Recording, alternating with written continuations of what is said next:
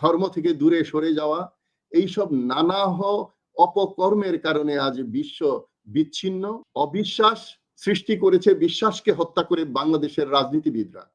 তাহলে আমার মনে হয় এখন আমরা এক উলঙ্গহীন মানব জাতি, আমাদের কোনো আভ্রু নাই। এই 5টি পাওয়ারকে যদি না ভাঙা যায় তাহলে কখনোই বিশ্বে গণতন্ত্র আসবে না। তারা গণতন্ত্র হত্যাকারী। আর মানব শক্তি এমন এক শক্তি যেটা যত বেশি সংঘবদ্ধ হবে তত বেশি শক্তি অর্জন করবে। তো এই সামাজিক অপক্ষয়ের জন্য আমরা যারা দায়ী তারা শিক্ষিত সমাজ, এর জন্য যারা দায়ী তারা রাজনীতিবিদ। যদি কাঙ্ক্ষিত সংস্কার এবং বিচার সম্পূর্ণ হয় তাহলেই ফেব্রুয়ারিতে নির্বাচন হবে। আসলে ফেব্রুয়ারি নির্বাচন কি সংস্কার এবং বিচারের উপর নির্ভরশীল, নাকি স্যার যেটা বলেন যে আন্তর্জাতিক অনেক বিষয়ের উপর নির্ভরশীল? আপনি এটা কিভাবে বিশ্লেষণ করবেন? জি, বিসমিল্লাহির রহমানির রহিম। ধন্যবাদ আমাকে আপনার অত্যন্ত স্বনামধন্য অনলাইন টেলিভিশনে আমন্ত্রণ জানানোর জন্য। মিস্টার আমানুল্লাহ অত্যন্ত বিচক্ষণ এবং সময় উপযোগী আলোচনা নিয়ে আসেন আমাদের কাছে। তরুণ, খুব ভালো লাগে এবং এই গণতন্ত্রের ভূমিকায় অবতীর্ণ হয়ে যে কাজ করছেন এর জন্য আসলে প্রশংসার দাবিদার।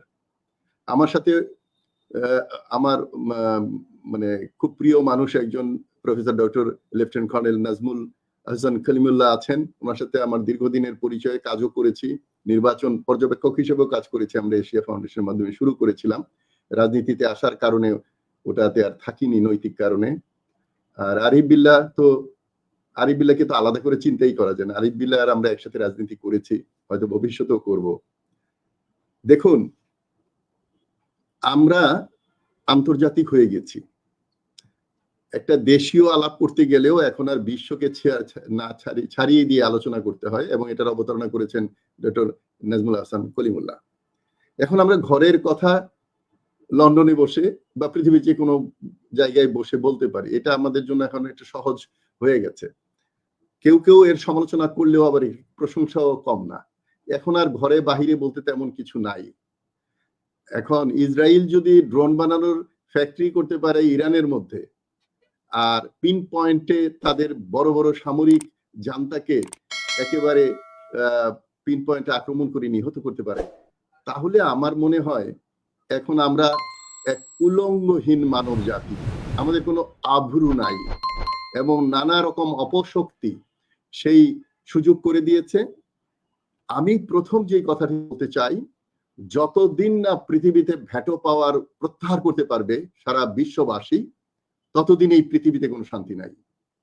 এই 5টি পরাশক্তি হলো আমাদের সারা বিশ্ববাসীর মানবতাকে ধ্বংস করার ক্ষেত্রে, তাদের অর্থনৈতিক কারণে, তাদের ব্যবসা বাণিজ্য চালানোর কারণে, আধিপত্য বিস্তার কারণে সমগ্র বিশ্ববাসীর উপর এক অন্যায় অত্যাচার স্বরূপ 5টি ভ্যাটো পাওয়ার সম্পন্ন দেশ আমাদের উপর আগ্রাসী ভূমিকা পালন করছে।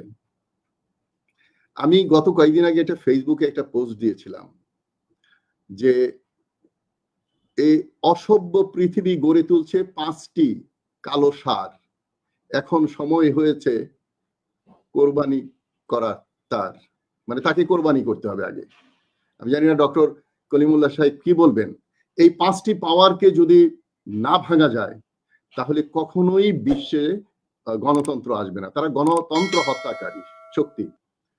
দেখেন, একটা আন্দোলন ছিল, এখনো আছে নীরবে, যে ভিসা মুক্ত পৃথিবী চাই। এটা কিন্তু বিদেশ থেকে আন্দোলন, এটা বাংলাদেশ থেকে ফরওয়ার্ড পার্টির আমিন উনি শুরু করেছিলেন, যে বিশ্বটা তো কারো বাপের না। যেটা আমরা বলেছি, আমাদের তরুণরা বলেছে দেশটা কারো বাপের না, বিশ্বটা কি কারো বাপের? এই বিশ্বের বাপ কি 5 জন? তো সুতরাং সেখানে আঘাত করার মতো মানবিক শক্তি তৈরি করতে হবে। দেখেন, আণবিক শক্তিটা যত অণু পরমাণু ভাঙা যায়, যত ভেঙে ভেঙে ছোট করা যায়, তত শক্তি বাড়ে। আর মানব শক্তি এমন এক শক্তি যেটা যত বেশি সংঘবদ্ধ হবে তত বেশি শক্তি অর্জন করবে। এবং ওই আধুনিক যন্ত্রপাতি, মোবাইল, ইন্টারনেটের কারণে সমগ্র বিশ্ব মুহূর্তের মধ্যে এক হওয়া আর এখন আর কোনো সমস্যা নয়। সুতরাং আমি সমগ্র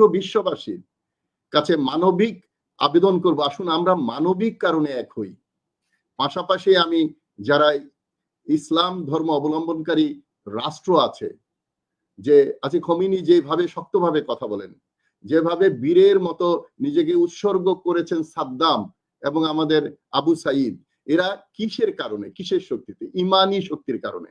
তারা বিশ্বাস করে আমার জীবন মৃত্যু সবকিছু, এই যে ডক্টর নাজমুল হাসান কলিমুল্লাহর বিরুদ্ধে যে ষড়যন্ত্র চলছে, এই ষড়যন্ত্রকারী তো আল্লাহর চেয়ে শক্তিশালী নয়।